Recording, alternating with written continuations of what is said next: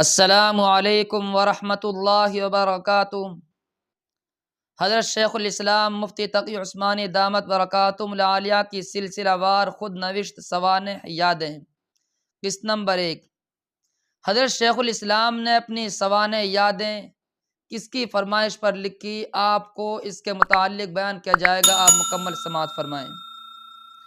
الحمدللہ رب العالمین والصلاة والسلام علی رسولہ الکریم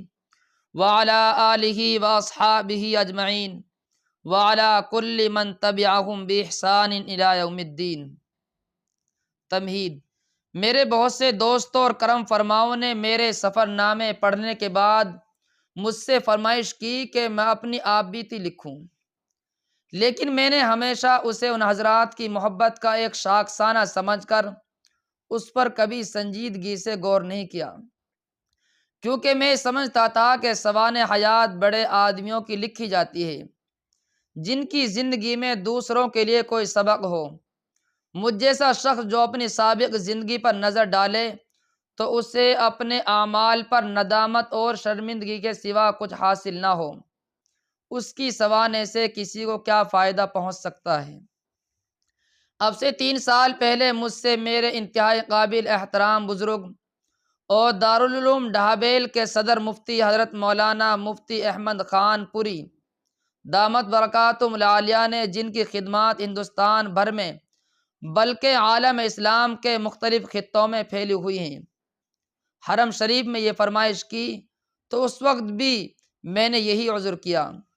لیکن اس کے بعد حضرت مفتی صاحب مدد ظلہم العالیہ نے ڈھابیل پہنچ کر ایک مفصل خط تحریر فرمایا،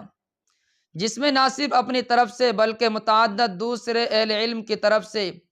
پوری سنجیدگی اور اہتمام کے ساتھ یہ فرمائش دہرائی گئی تھی۔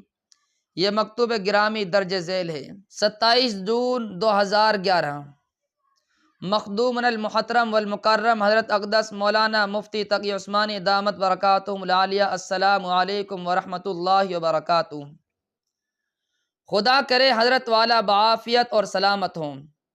احقر عرصہ دراز سے حضرت مفتی محمد شفیع صاحب نور اللہ مرقدہ اور حضرت والا کی تصانیف کا گرویدہ رہا ہے۔ وجہ اس کی صرف اور صرف یہی ہے کہ یہ تصانیف علماء ربانیین کے مذاق و مزاج کی رعایت سے پر ہیں اور ہمارے علماء کی سلامت فکر اور پاکیزہ خیالات کی ترجمان ہیں۔ بالخصوص حضرت والا کی دور آخیر کی تصانیف کا تو کیا کہنا، دینی مزاج کے حاملین ذوق و شوق اور بڑی رغبت سے پڑھتے ہیں، کئی اشاعتیں ہاتھوں ہاتھ نکل جاتی ہیں۔ جب تصانیف کی مقبولیت کا یہ حال ہے تو صاحب تصانیف کی محبوبیت کا کیا عالم ہوگا،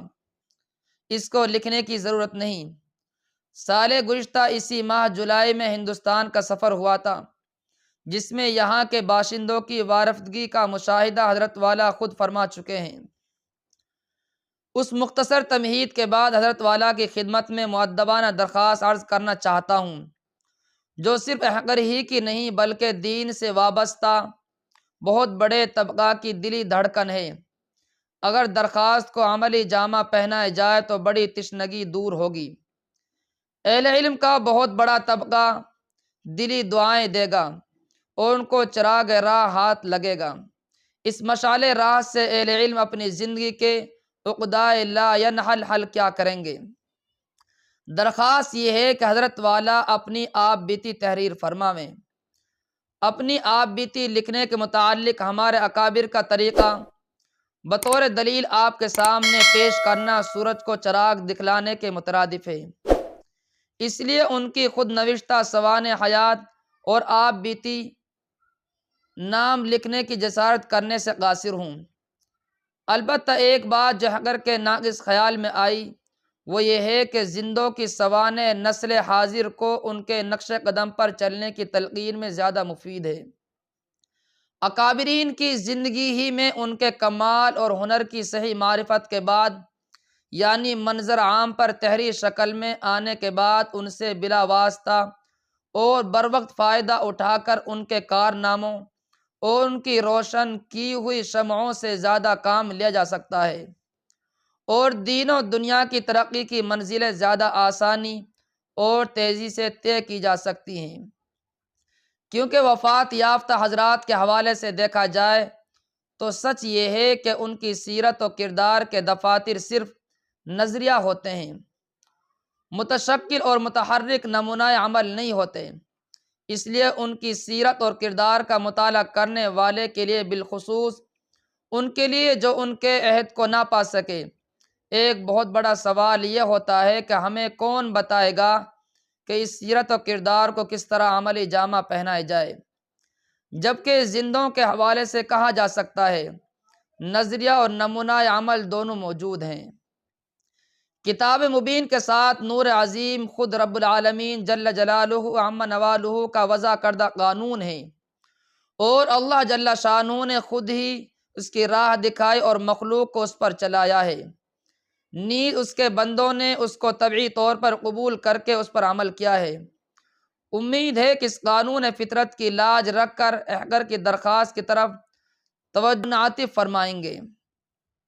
احقر کی درخواست کسی معمولی شخصیت کی آپ بیتی لکھنے کی نہیں، بلکہ ایسی عظیم شخصیت کے حوالے سے ہے جس کی علمی اور دینی خدمات اور تصنیفی کارنامے دنیا کے سامنے ہیں،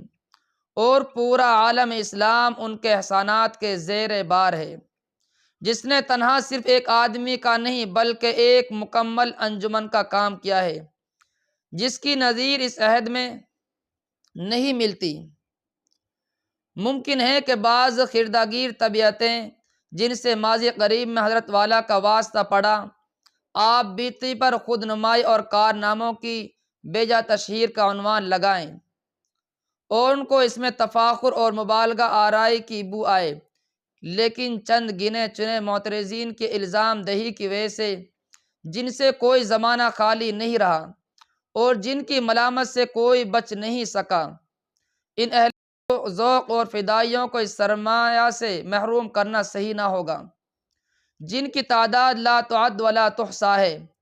جو اس جیسی آپ بیتی کو سرمایہ بصیرت بنانے کے لیے ہمہ وقت تیار رہتے ہیں۔ علوم دینیہ اور مدارس عربیہ کے طلباء سے لے کر حکومتی ایوانوں اور کچہریوں کے خادموں اور ملک و بیرون ملک کے ہر فرد و بشر کے لیے اس میں عبرت و بصیرت اور ذکر و موعظت کا بڑا سامان ہے۔ جب حضرت اقدس تھانوی رحمہ اللہ نے اپنی تصنیف اشرف السوانح میں غیر معمولی اتناب سے کام لیا، حضرت اقدس مدنی رحمہ اللہ نے نقش حیات میں اپنے حالات قلم بند کیے، حضرت شیخ الحدیث نے آپ بیتی تصنیف فرمائی تو ان کے معاصرین نے کیسے کیسے تبصرے کیے، کیسی کیسی سرگوشیاں کی، لیکن یہ سب اکابر، ہمساغر اور آنے والی نسلوں کے لیے شکریہ کے مستحق ہیں کہ انہوں نے ناقدین و حاسدین کی خردہ گیری کی سزا آئندہ نسلوں کو نہیں دی، اور تواضع، انکساری اور فنائیت کے پیکر مجسم ہونے کے باوجود اپنے حالات و واقعات، علمی اور روحانی کمالات سے اہل ذوق کو محروم نہیں کیا۔ احقر امید کرتا ہے کہ حضرت والا بھی اپنے اکابر کے نقش قدم پر چلتے ہوئے ہمیں محروم نہیں کریں گے۔ سطور بالا میں احقر نے اپنی دیرینہ دلی آرزو بے ہنگم طور پر صاف صاف لکھنے کی جرأت کی، اس کی وجہ بھی بالکل حضرت والا کی عنایات و شفقتیں ہیں۔ جب جب بھی ملاقات کی سعادت نصیب ہوئی، احقر نے دیکھا کہ حضرت والا ذرہ نوازی روز افزوں ہیں۔ ممکن ہے کہ اس تحریر میں ادب ملحوظ نہ رہ پایا ہو اور کوئی نامناسب جملہ نکل گیا ہو۔ اگر حضرت والا ایسا محسوس فرمائے تو میں حضرت والا کی خدمت میں بصد ادب و نیاز معافی کا خواستگار ہوں، اور دل کی گہرائیوں سے دعا گو ہوں کہ اللہ تعالی حضرت والا کی شخصیت کو عالم اسلام کی خدمت کے لیے دیر تا دیر بعافیت زندہ و سلامت رکھے۔